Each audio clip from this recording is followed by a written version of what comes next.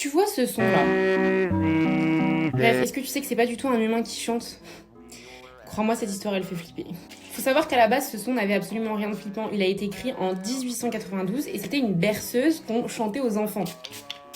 À la base. Parce qu'en 1961, il y a tout qui change. À cette date, en fait, au laboratoire Bell Labs, on fait chanter pour la toute première fois en fait, un ordinateur. Voilà. Et l'ordinateur IMB 074 va chanter cette chanson et ça va donner ça. Ça me fait flipper. En fait, le fait que ce soit une voix robotique, monocorde, un peu sans âme, bah ça donne un côté hyper creepy à la chanson, alors que les paroles, n'ont rien de flippant de base. En plus de ça, ça devient flippant parce que le film L'Odyssée de l'espace reprend en fait un peu cette référence, parce que quand l'ordinateur principal là du film meurt, s'éteint, il se met à chanter cette chanson là, la chanson d'Isabelle. Enfin bref, ça me fout les jetons.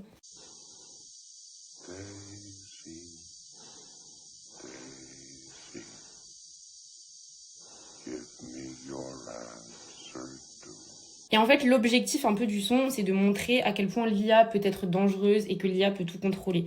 Enfin bref, je trouve qu'ils nous le font assez bien ressentir parce que ce son, il fait extrêmement badé, on est d'accord. Enfin bref, j'espère que je t'en ai appris un peu plus. Je sais pas si tu connaissais cette histoire, mais c'est une histoire bien réelle, hein. Tout est vrai. J'ai vu aussi plein de théories sur ce son.